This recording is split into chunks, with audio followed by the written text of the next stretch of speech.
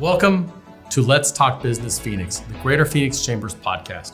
I'm your host, Todd Sanders, President and CEO of the Greater Phoenix Chamber. Each week, we tackle key issues affecting businesses, the community, and state, aiming to drive growth and overcome challenges while uniting community leaders to move Phoenix forward. Let's Talk Business Phoenix was produced in partnership with Ideas Collide, an agency offering a full suite of custom marketing solutions for your brand's unique challenges. Make a connection at ideascollide.com. Well, welcome back to the podcast. We have a really special show for you today. We have Graham Rossini, who is the ASU Athletic Director, been in the Valley for a long time, not a newcomer to sports. Graham, thank you for being here with us. Thanks, Todd. Great to be here. Well, obviously you're well known, but for those that maybe don't know you as well as others, maybe talk a little bit about your background and tell us something about you that we wouldn't necessarily find on your bio. I have not had that question yet. So I grew up on the Gulf Coast, but fell in love with ASU because I followed our baseball and football team. And nice. You know, for a kid who wasn't born in the South, I was always eager to kind of spread my wings in my college choice. And ASU was the first university I ever visited in the high school and recruiting process, and fell in love with it right away. It was June. Really? In Tempe. In June. So off the plane, I'm like, oh, I like this dry heat. I like Mill Avenue. I like everything about this university, and never looked back 25 years later. So, you know, now I get to represent our athletic department, and the whole goal of athletics is connecting with our community and getting on the radar of people from all walks of life all over the world. And it's a big part of my origin story. Absolutely. Well, so maybe a fact that we wouldn't know. Fact that we wouldn't know. I feel like my life is all of a sudden in the public eye, so it's hard to think about things that people don't know, because now getting recognized out in public has been a unique part of the role. I guess a bio wouldn't represent this. My wife is the better athlete in the family. My wife, Allison, played volleyball at ASU, 100 times better athlete than I ever was. And so I'm always happy to give her credit where credit's due. Absolutely. Well, we always try and marry up, and obviously you did. So well done. Thank you. So maybe let's go a little bit deeper into your career journey. Obviously, you've been in Arizona for a while, and I'm so glad that you came here and fell in love with ASU in June. That says a lot. But maybe talk a little bit about that, how you ended up here today. Yeah, I like to say the best thing that ever happened to me is I was bad at baseball. And I came on here as a walk-on in the decorated Sun Devil baseball program. Never got any playing time. I ended up with more at-bats in an alumni game than I did real games, and that's not how you draw it up. But it allowed me to get a head start on my life after playing. And so after my sophomore season of summer ball, came back, and our head coach, Pat Murphy, is now the manager of the Milwaukee Brewers, having great success in the big leagues. Very good judge of talent, said, hey, I don't think you're going to play here, but I'd love for you to contribute to our program off the field if you're interested. I know you want to work in sports eventually. It's a great chance to maybe get a head start on that. And so my junior year, ended up doing an internship in our baseball program.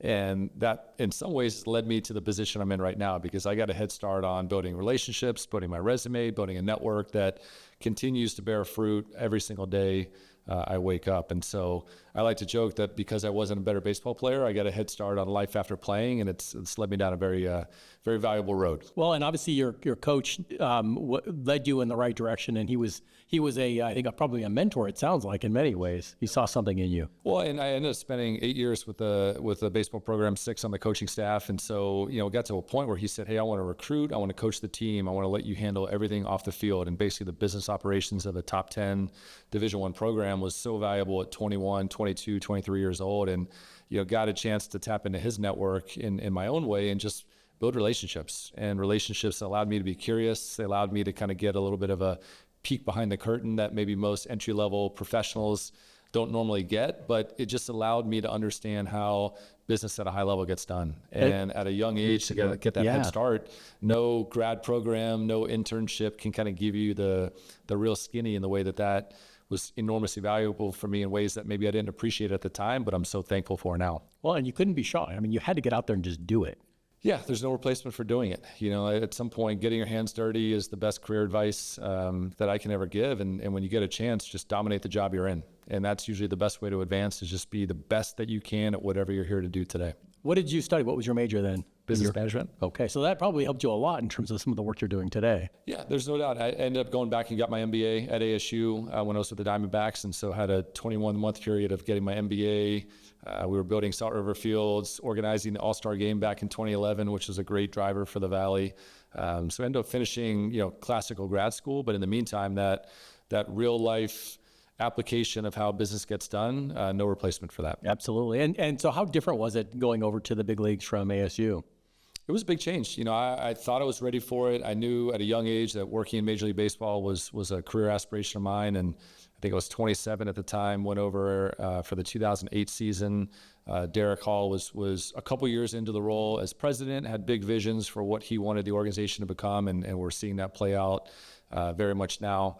And it was a big jump going from, a college baseball program to Major League Baseball. But, Derek was a longtime friend, got to know him when he was with the Dodgers. He tried to get me to LA a few times and just couldn't see myself leaving the Valley to deal with LA and everything that would come with that. But, he welcomed me with open arms and really said, hey, we're going to try to do some things that I've got people that are the classic ticket sales and marketers and communicators. I need somebody that can do everything else. And so I ended up being the director of everything else at that point. And we spent 13 years together, wonderful experience, still a dear friend of mine. And so thankful for his mentorship as well as Coach Murphy's. And those two are very directly responsible for the success I've been having in my career. Well, I will come back to that to hear how you're paying it forward now in your role. So now about a little over a year now in this role. A little bit less than a year. It feels like 10, but it's still been about 11 months at this point. So we're still working through year one. Yep. And obviously you feel comfortable in being uncomfortable given all the roles in your life. Yeah. It no seems doubt. to be a constant. Well, and I think at this moment in college sports, there's no playbook for what we're navigating with the transfer portal and name, image, and likeness and all the national reform that's underway right now. And so I think service time as an AD is less valuable today than just somebody that's agile and adaptable and mindful of where we're going next and trying to organize our effort unique to ASU to be ready for the change that's all around us. So maybe let's get into that a little bit. What's your vision? Where do you see it going? Especially with everything happening today. Small question. Well, we have change all around us. Yeah, it started a couple years ago with conference realignment, and we're navigating our first year in the Big 12 to great success. We've had 4 conference championships already, the most ASU's had since 2007. Including a magical football run to the college football playoff. Absolutely. Big 12 championship, and that's been amazing. But we are navigating a very unique time in college sports where the athlete voice is bigger than it's ever been. Athletes have established rights that are not the norm in our space, meaning using their name, image, and likeness to profit or just utilize the situation of that they're visible as a college athlete. And so there are businesses that want to partner with them, and likewise, they want to build their network and their resume and their experiences using NIL as a very valuable tool. And so it puts us in a very advantageous position at a place like ASU in a market like the Valley where we have population. We're the 5th largest metropolitan area in the country. That's enormously valuable. We're a major Research One university. We're a Power 4 athletic department. And so marrying all those things together excites me greatly because there's never been a more important time to be Research One university, metropolitan area, Power 4 athletics, because you have access to everything. Yes. Decision makers, business leaders, industry, scale, population, fan bases, resources, et cetera. And it's our responsibility to pair our young people with the opportunities that they want to pursue. And so I'm excited about where we're at ASU. I'm excited about where we're headed because at the end of the day, independent of anything that people think we're here to do, we're here to develop young people through sport. And there's no better time ever to take a highly motivated young athlete, pair them with a great education, and expose them to whatever they want to pursue next in their life. We can do that at ASU, and we can do that to great success. Yeah, absolutely. Well, and I think, we talked about this before we started, but this job probably has never been this big. It's getting bigger. Clearly, you're doing a lot internally, but externally too. What's your community engagement philosophy, and how are you engaging there? Well, we transitioned the department last May, and there's only so much you can get done over the summertime. From May, and you look up, and it's August, and you're in a football season. So our mindset out the gate was connect with our fans and really start to make decisions that are driven by fan feedback, make the changes that our fans are asking for, and really, in its simplest form, obsess over the people who obsess over us. And we want that to be a big part of our DNA moving forward, is that we're not making decisions for decision's sake. We're making decisions that's informed by our most diehard loyal fans, season ticket holders, donors, letter winners, and people in the community that have repeatedly supported ASU, we want to build a game day that they're proud of and that they're energized to be a part of, and frankly, a game day that's independent of wins or losses. I think we put way too much pressure on our head coaches to win, so it's easier for us to sell a ticket. And maybe it's a little bit of my D-backs experience, but I do very much value fan experience. I do very much value us controlling the variables that we can control, and that's clean, safe, family-friendly, affordability, a great entertaining venue, a wonderful experience. And then the action becomes the over-the-top moment that helps you say, like, hey, we want to come back. That was amazing. But not the only reason that you decide to come back or not. I think we need to do a better job of driving a better game day. And then it lets our coaches just perform, knowing that there's a fan base behind them. We saw that play out last football season where obviously Coach Dillingham has come in and just energized his fan base in incredible ways. But on August 31, we showed up against Wyoming, and it was 115 degrees. It was hot. It was uncomfortable, but the stadium was full. And there was an energy in there. We had cut the price of parking in half. We had focused on the food program. We had really wanted to improve the in-game entertainment and just start to signal that change is underway. And as we noticed, week by week, we did more of that. The fan base kept showing up. The team was performing well.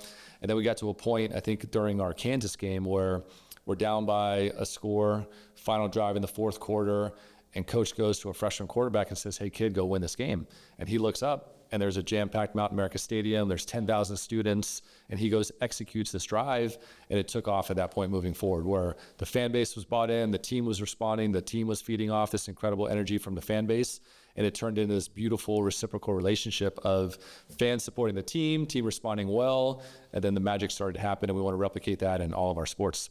Gives you chills, doesn't it? It does. It was a beautiful thing to witness, of just people that wanted to believe that that things could be different at ASU, that we were committed to our fan base, that there are Sun Devils leading Sun Devils, and it just started to really manifest in some beautiful ways last season. Well, interesting that you're not looking at it from a one-dimensional perspective. You're seeing it in various dimensions, and you're not just assuming that the wins and losses are gonna keep people calm. Well, I look at that a couple different ways. The most important decision I'll make as an athletic director is who we hire to be our head coaches. And again, back to that premise of we're a talent development organization, we need to be hiring the right leaders to lead young people every single day. And at some point, we need to get out of their way so they can lead their programs. Our job is to resource our coaches to be the best leader they can on a day in and day out basis. It's really unfair if we're also asking our head coach to go build a fan base, build a community support, recruit the team you need, retain the team you have, coach the team you're with.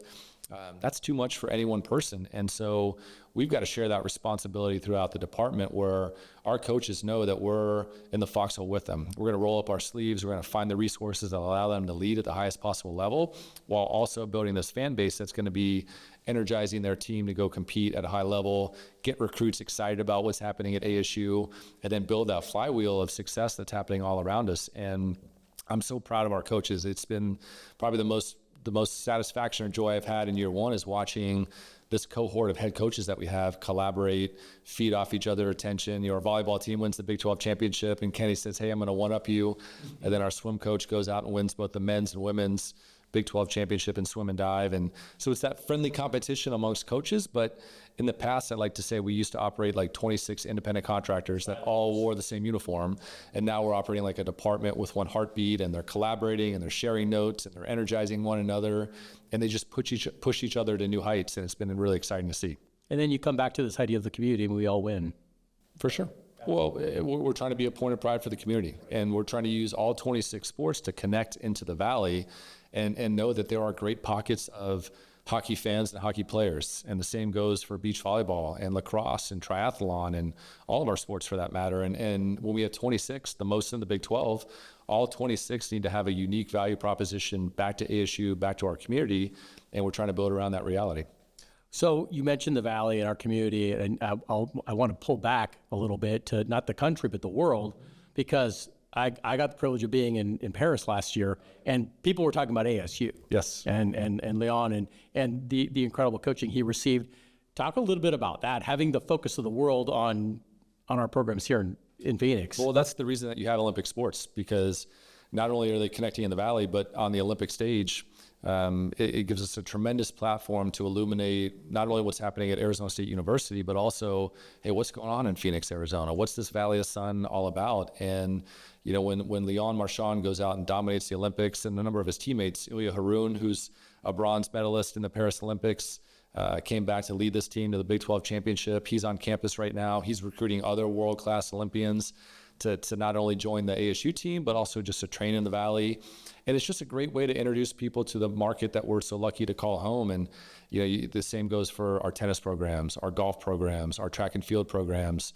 Baseball and softball are going to be in the Olympics in LA in 2028. And so, again, using all 26 as a way to kind of span the globe, recruit international student athletes into ASU, but through their profile and their visibility, we might register. There's a funny story. Last summer, I was doing an interview with a student reporter that was doing a study abroad in Argentina, a writer for the state press, the campus newspaper, and he was talking about the power of the Olympics, where he had 3 women that were living at the same compound that he was at, and they saw his ASU logo and they recognized it from the Olympics. They said, hey, we saw Leon Marchand wearing that same logo. What's this all about? And he said, well, it's Arizona State University. It's my school. It's his school. And come to find out, one of the 3 has applied to come to ASU in a graduate program. The other one has taken a campus visit because of a happenstance meeting in Argentina around the Olympics. And so I can't think of a better example of what the Olympics can do to kind of get on the register of people all over the globe.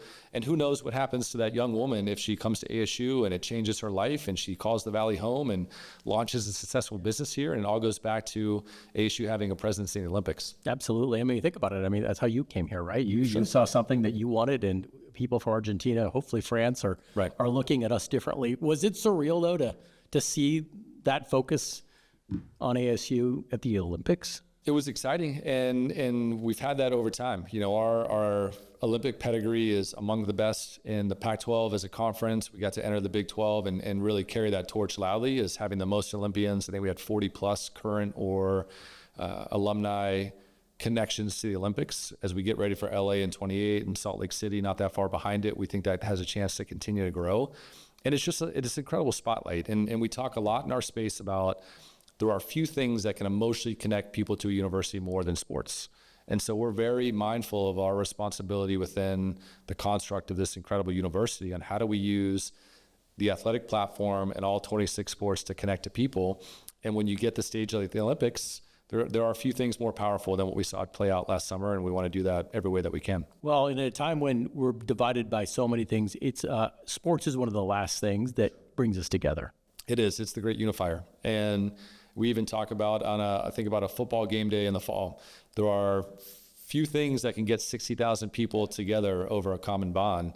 College football can do that. And we're looking across our entire calendar, 26 sports, over 250 live events. We start in August with soccer and volleyball. We'll end up in the spring with track and field, baseball and softball. It's millions of people coming on our campus because of a love of Sun Devil athletics and watching these teams compete and having that chance to emotionally connect. It doesn't matter where you're from, what you're into, we have it. And that common bond that can happen when we're all cheering for the same team. It's a magical thing to be a part of. Gives you some hope, doesn't it? For sure. So let's talk about dollars and cents. You obviously you have a deep understanding of business. Talk to us about the financial impact of ASU sports in the Valley and in Arizona. Well, we think it's significant, and we're actually measuring that through classical economic impact studies right now. We're lucky with W.P. Carey School of Business, the Seidman Institute, doing some deep dives on just the classical economic impact study of what we bring in direct and indirect to the Valley. But I use our television ratings as a good example of one of the best benefits of going to the Big 12 is that Fox and ESPN had the distribution. And so no longer are we on a regional sports network behind a paywall. We're on Fox and ESPN for the masses to see. And including this college football playoff game, our television ratings are up 373% year over year. Over 35 million people tuning in to watch the Big 12 championship and then the CFP.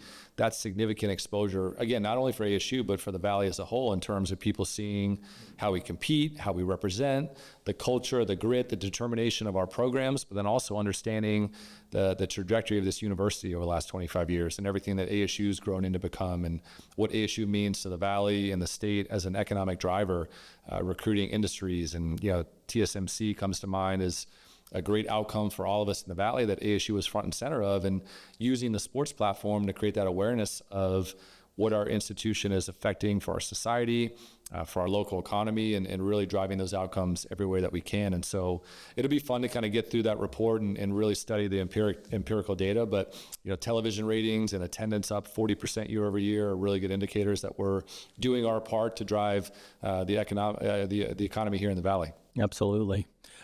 So you mentioned name, image, likeness. Obviously, there's a lot of change happening. Maybe a little bit about the transfer portal, how ASU is going to stay competitive within that framework. Yeah, well, we've had great success in the transfer portal in a number of our sports, and I think football comes to mind of, Sam Levitt transferred in from another institution, so did Cam Scatteraboo, two of the highlights of our season. Sam Levitt's coming back this season as a Heisman hopeful and a leader of our program, and just established as the best quarterback in the Big 12. And we've lost some talent in the transfer portal over the years, but we've gained a lot more in return. And where the transfer portal has really been interesting is it changes how our coaches recruit high school athletes, because you may lose a high school recruit in the initial signing period, but if it doesn't work out elsewhere, or if that institution doesn't live up on the promises that were made, or if it wasn't the fit that they thought, our coaches have maintained those relationships. And at some point you revisit the conversations that were also exciting in high school.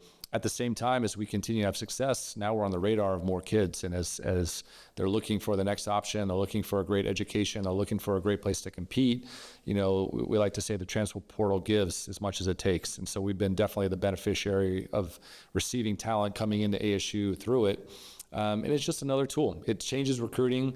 It used to be you're focused on a high school recruiting class. You still have to do that, but now you've got to be mindful of the mid-majors or the Power 4 teams and the rumor mill of who may be coming in the portal. And then our coaches are recruiting high school players, junior college players, college athletes, retaining the team that we've got now. Very nuanced, but at some point it's all intended to give athletes more opportunities. And at this particular moment in time, we look at that as a positive, and we want to be mindful of all the chances that we can to recruit the next best athletes into ASU, whether that's the classical high school route, signing a scholarship agreement, or now through the transfer portal and using our platform to communicate the great things happening in all of our sports. So obviously a little bit of controversy in Tennessee. Hopefully that's going to be settled soon, but maybe talk a little bit about that and how that might impact us. Yeah, I think you're talking about the Tennessee quarterback that I guess came to a mutual decision that he's no longer a part of their program. It sounds like it was tied to some name, image, and likeness payments or opportunities. And for good or bad, it's a sign of the times. And if that situation didn't quite work out, for those watching, name, image, and likeness is going through a maturation right now. There's a class action settlement, the House settlement, that hopefully is ratified by the time that this is being viewed. But the changes coming at us are going to be pretty dramatic in regulating name, image, likeness. And there's been a lot of the donor-funded NIL pay-for-play happening. We've tried to avoid that in most instances, in all instances. And where this is going moving forward, again, benefits us tremendously because we're in a major metropolitan area. And so the changes coming at us would be that name, image, and likeness is driven by commercial intent. So a business has the burden of proof that our agreement for you to be the recipient of NIL payments requires you to promote a business, a product, or service in the way that it was intended to do, but will be much more heavily regulated moving forward. And then the payment you receive in return will be fair market value, or there'll be an appropriate range of compensation for what you're doing. And so I think that's all positive. That's intended to really have some market corrections that take place, to give guardrails and some parameters to how everybody will operate using name, image, and likeness the same way nationwide, independent of level, Power 4, Group of 5, et cetera. It just gives us some standardization to it, which we've all very much been seeking. But again, puts ASU in a very valuable position of being in a great marketplace where we have access to businesses big and small. And where we've really found our footing in NIL the past couple of years has been, it creates a superpower for our athletes.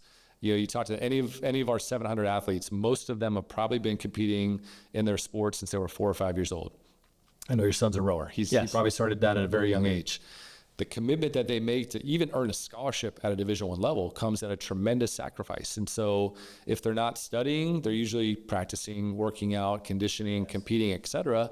And what that means is they don't have free time in the summer as a high school kid to get a part-time job. They don't get to college and have a chance to do an internship or study abroad or a fellowship. And so they graduate well-educated, these incredible skills that we would all want to hire for an athlete that's dependable, manages their time, discipline, works well under pressure, et cetera. But that resume oftentimes is lacking. And so enter NIL.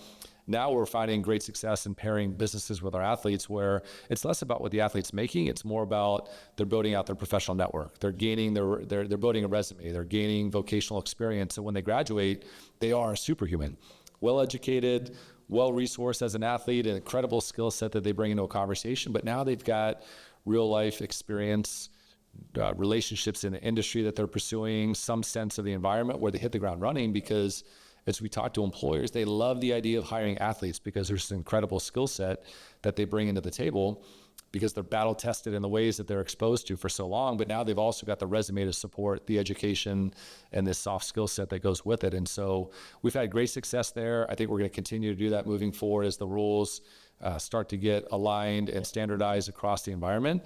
And again, never been a better time to be Research One University, Power 4 athletics in a metropolitan area for all the reasons we've discussed. No doubt. Taking your ASU hat off, what about smaller, mid-sized schools? Are they under that paradigm? Do you think they'll do okay? Well, I think every university is going to have to find their own fit and what makes sense. And it's less about a donor that represents a business that can flow dollars into NIL, and it's more about, can you matchmake the athlete with the business? And is there that commercial intent and that promotion of a business product or service in return for it? I just look at the advantages that we have by being in a metropolitan area and the 5th largest city in America and access to scale. And so I'll let the other schools figure out how they're going to navigate. We're very much focused on what we're going to do at ASU, but very bullish on our direction and the upside that we're going to bring into athletes of all of our sports. It certainly probably changes the profile of the folks you're bringing on to manage all of this, because they're going to have to look at these things very differently. Yeah, when we're looking at our athletic department and some of the specialties that we need from a staffing standpoint, and we're looking at launching a division called Athlete Services that has somebody that will be, negotiating some of these agreements with athletes as part of the rules that are changing are going to allow us to directly compensate athletes. And in addition to a scholarship, there's direct compensation that will go to an athlete vis-a-vis a contract. And in return for that contract, you may see a football player promoting season tickets or a capital campaign or a university partnership. And that's a sign of the times. But we want people that are adept at negotiating these marketing agreements and these likeness agreements. So our coaches don't have to do that. They're focused on coaching and leading and running their program. And then we've got a team of athlete services that are focused on financial education, really important as young people are starting to earn money, brand building and how to use social media effectively, how to be mindful of just the new realities of what an athlete's facing that's different than when any of us were in college. And so, just really evolving with the industry, making sure that we're on the cutting edge of resourcing our athletes to come in and have their wildest dreams accomplished while they're at ASU. And that Sun Devil for life is something that happens when they arrive at 18. But if we're doing this right, this is a journey that continues for the rest of their lives. And let's hope they stay here. Yes. Correct? Yes. So you talked about the business community. How do you look at partnerships with either local businesses or organizations in the Valley in your role? Well, there's a lot more that we're focused on in this category. And we're lucky that our corporate partnerships is in-house to athletics. A lot of universities farm it out to a third-party rights holder. To me, that's just not a right fit for us. We're focused on deep relationships. We're focused on driving value for our partners and everything we do. That was a big part of how I grew up in the Diamondbacks, where they're partners, not sponsors, for a reason. You're looking to add value, you're looking to enhance the relationship, and so we take that same mindset, but we also control our own upside when you have it directly as a part of athletic department and not having a third party as our relationship manager. And so, we're looking for all opportunities to drive incremental, value for our partners. And again, looking at year round, the fact that we have a variety of sports, we have a variety of seasons, we have a variety of times of years, and we're not one sport over one season, that we can really have a different value proposition that's, oftentimes in addition to a relationship that a partner has with a pro team in the Valley. And we're lucky to be in Phoenix because we have all this incredible, if you're a sports fan, where else would you want to be? You've got Big 12, high-level college sports. You've got all the major leagues. You have these special events that come in. And so a number of our ASU partners also support the pro teams in the Valley, and that's a sign of a healthy sports town.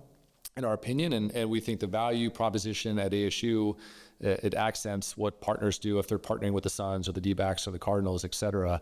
And again, the fact that we have year-round, we have diversity of sport, we have these new opportunities where now you can plug in directly with a student athlete in a way that's, maybe less likely in a pro sports setting. And so we're just looking at kind of our unique space in the ecosystem, but we are very much focused on plugging in locally, being a great steward for the companies that are setting up shop with their corporate headquarters or regional presences in the Valley, and just finding that moment of alignment. And we're daily thinking about that, because at some point we're trying to generate the resources that we need to run a high-level athletic department.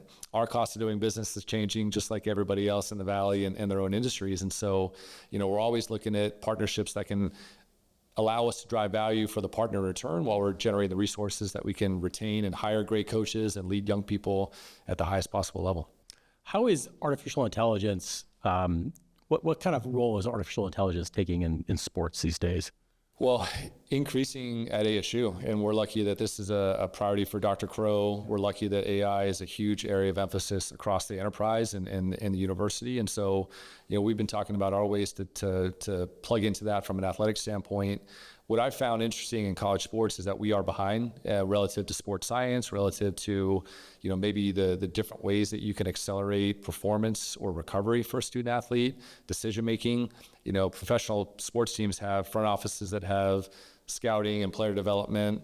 We have coaches that we're asking to do a lot of it. And so moving forward, we're talking about how does AI accent what we need to do just from a pure athletic prowess standpoint, and making better recruiting decisions. And when the recruits are on campus, how are you exploiting their ability or highlighting their ability to come in as a 2-star recruit that we can coach into and resource into a 3, a 4, or 5-star contributor. I think AI is going to play a big role in that moving forward. And so we've scratched the surface on what this incredible tool can do for us. We're also looking at ways to become better storytellers using AI. And again, across 26 sports, there's a lot going on. There's a lot of good news that we want to communicate. We want to communicate it quickly and efficiently. And AI continues to be a great tool that we can use just in the spirit of content creation, and using our media partners and this great AI infrastructure at ASU to bring better, quicker, more impressive storylines to a fan base, while we're also using it as a tool to resource our athletes in ways that we haven't done before. Well, and to your point, it doesn't hurt to be at a research one that's at the leading edge of all of this. Well, it's in our DNA as a university. We're number one in innovation. We talk about that loudly in the marketplace, and we want to be able to incorporate that into what we're doing in athletics as well. Well, thank you for spending so much time with us today. We're going to end up with a short rapid fire question session. I promise these are easy. Well, you have a really fascinating career and journey. What was your first job? My first job was, I was 15, and we had a minor league independent baseball team in Mobile, Alabama. I worked the parking lot. And when I got done the parking lot, I was vending sodas. I worked on the grounds crew. I think I was a bat boy for a day. And so I like to say I'll never ask a staff member to do something that I haven't done myself. And whether that's servant leadership or just having perspective on how every little role plays a part in the bigger engine. I'm proud of my start in the parking lot in humid summers and the Gulf Coast, and it gave me great perspective. I usually ask what you learned, and clearly you just told us. But it sounds like your future was locked in from early on. I mean, I think so. It was pretty clear where you were going to go. I've been tied to a team since I was 4 years old and started playing t-ball, and I'm trying to avoid getting a real job as long as I can.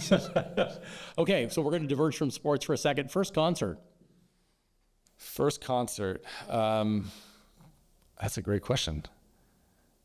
I grew up on the Gulf Coast in the 90s when hip hop was coming on, and so there was Cash Money Records, Lil Wayne, who went on to do big things, but I remember seeing Lil Wayne at the Mobile Civic Center in the mid 90s. Excellent. Yes. That was a good one. Yeah.